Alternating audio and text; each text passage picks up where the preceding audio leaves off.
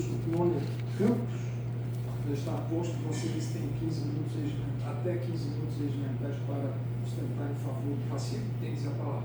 Muito obrigado. Cumprimento Vossa Excelência, eminente desembargador Carlos Sivinski, ilustre presidente deste órgão julgador.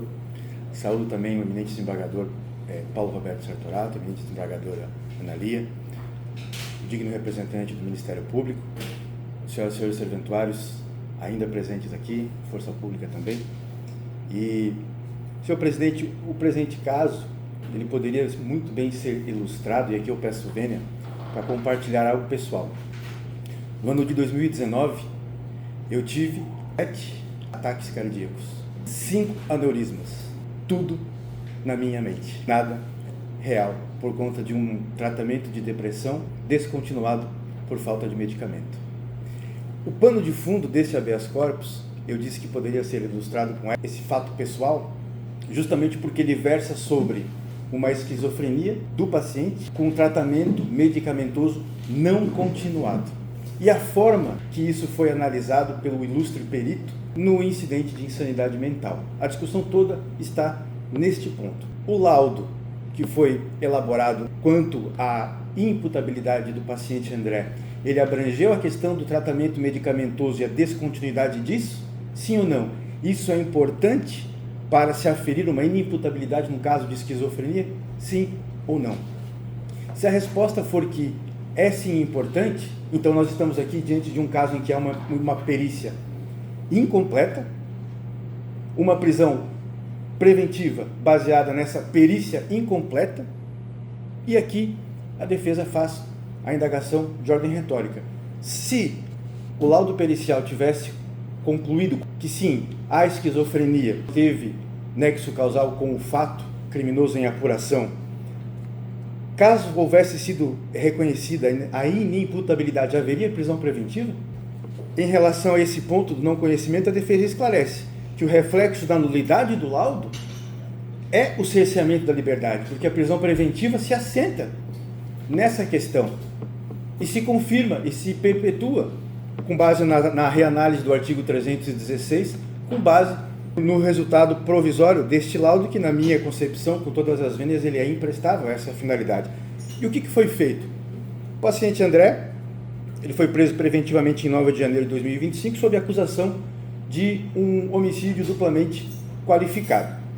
O histórico de saúde dele revela que desde os seus 18 anos, ele já fazia tratamento medicamentoso e já havia sido internado por inúmeras ocasiões para fins de tratamento dessa esquizofrenia. E o que aconteceu? Por ocasião dos fatos em 9 de janeiro de 2025, ele não estava fazendo uso do medicamento.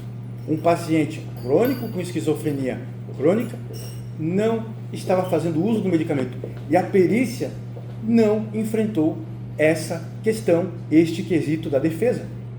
E quando a defesa vai ao juiz e diz: excelência, o laudo precisa ser complementado, porque ele não enfrentou a questão da ausência de tratamento farmacológico e o impacto disso na rigidez mental do paciente na ocasião dos fatos. O ponto central aqui, o laudo ele não fez uma análise do fato de o paciente estar sem medicação naquela época, embora isso fosse imprescindível para aferir a inimputabilidade. O doutor juiz de primeiro grau respondeu que, na verdade, a existência de esquizofrenia não geraria uma automática conclusão de inimputabilidade, mas nem era isso que a defesa estava falando.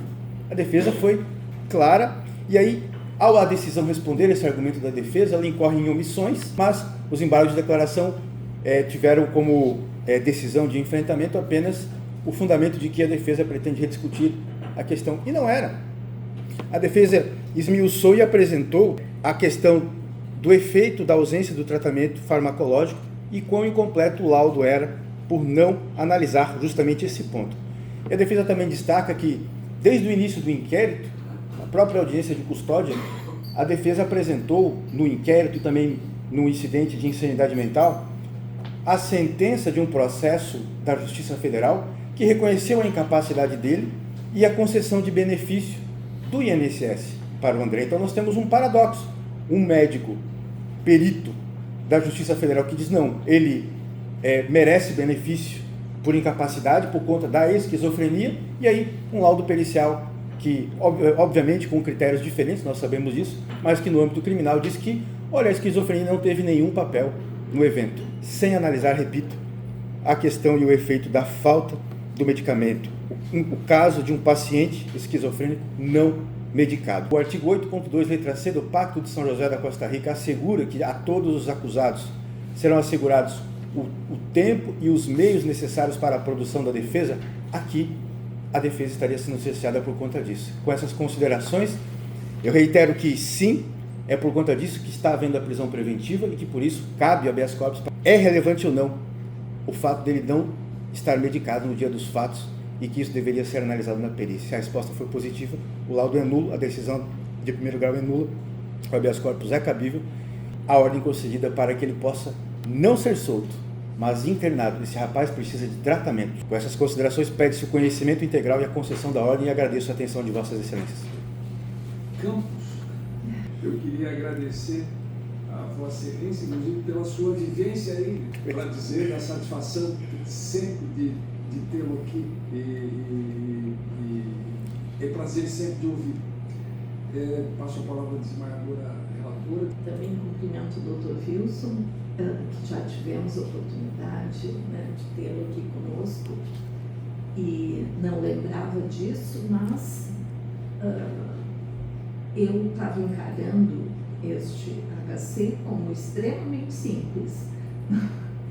Pensei, fui deixado por último, não tem nenhum problema, né? Eu vou estar cansada, mas é uma situação tão simples de se decidir. Mas depois das colocações de um bom advogado, sempre nos resta alguma dúvida, não é verdade?